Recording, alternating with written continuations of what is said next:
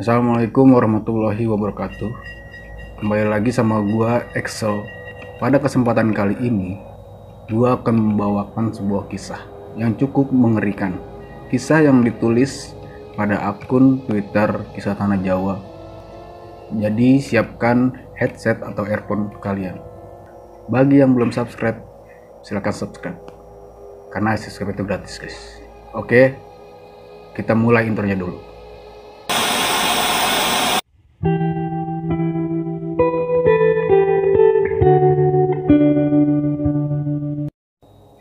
Tangis Suster Meringis by Kisah Tanah Jawa.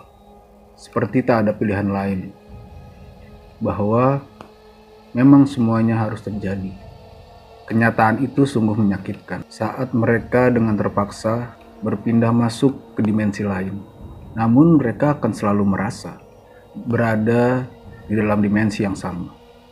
Berjalan pada lorong-lorong rumah sakit, mendorong troli berisi makanan untuk pasien, menghampiri wajah-wajah yang bingung dan cemas, yang sering mereka duga sebagai para pelayat yang tersesat di dalam rumah sakit. Lorong rumah sakit yang sepi, dengan lampu temaram pada setiap sisinya, memang sangat menyeramkan.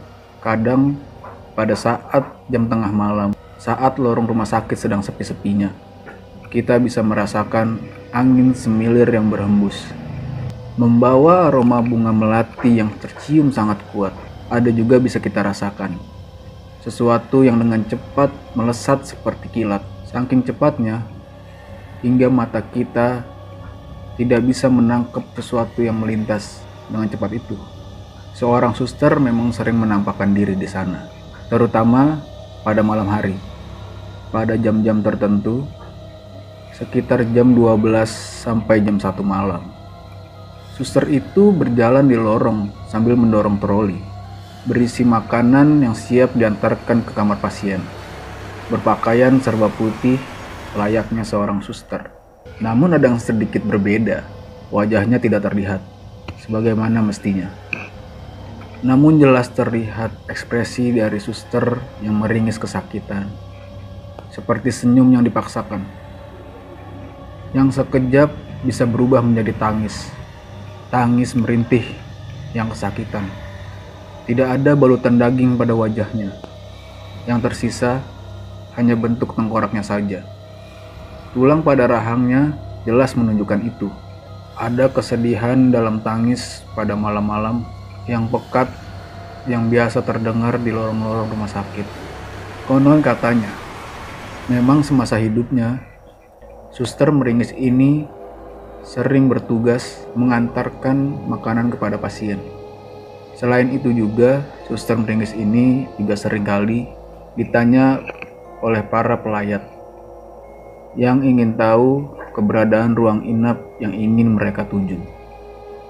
Tak heran memang jika setiap Suster Meringis ini bertemu dengan manusia, maka dia selalu menduga bahwa manusia itu adalah pelayat yang tersesat di dalam rumah sakit. Maka Suster Meringis ini seringkali menampakkan diri, mencoba menghampiri mereka yang diduga sedang tersesat. Padahal kita semua tahu bahwa rumah sakit itu sudah lama tidak beroperasi. Tak ada lagi pelayat yang datang, kecuali mereka yang sengaja ingin bertaruh nyali, yang mempertanyakan keberadaan Suster Meringis ini, sesosok suster yang seringkali menampakkan diri di lorong rumah sakit itu.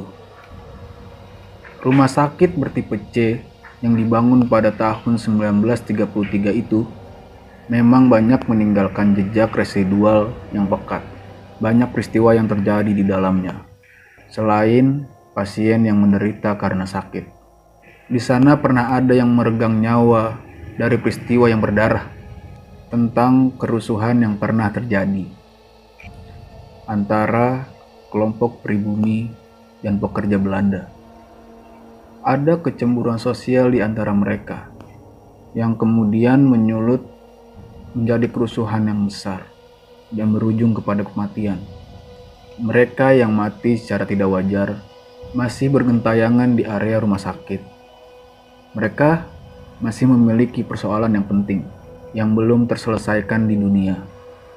Ada juga mereka yang muncul dari gema masa silam, seperti kerusuhan yang berujung pada kematian, dan bisa juga mereka datang karena adanya medan-medan magnet negatif yang kuat yang menarik mereka masuk ke dalam rumah sakit. Tak perlu takut kepada mereka. Mereka tidak akan mengganggumu ketika malam-malam tiba, ketika kau sedang berjalan sendirian di lorong rumah sakit.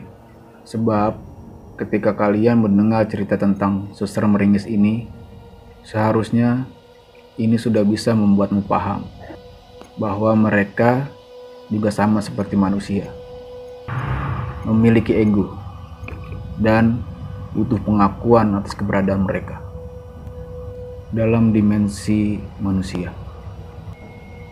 Kontributor Deli Putra, ilustrator Kakak D. Selesai. Oke, itu sekian kisah yang cukup membuat gue merinding membacanya untuk kalian, dan semoga kalian bisa paham tentang keberadaan mereka yang sebenarnya tidak mengganggu. Mereka hanya terbiasa dengan kehidupan saat mereka hidup di dunia. Jadi kalau kalian suka dengan video ini, klik tombol like-nya dan share ke teman-teman kalian. Oke, sekian dari gua. Wassalamualaikum warahmatullahi wabarakatuh. Bye.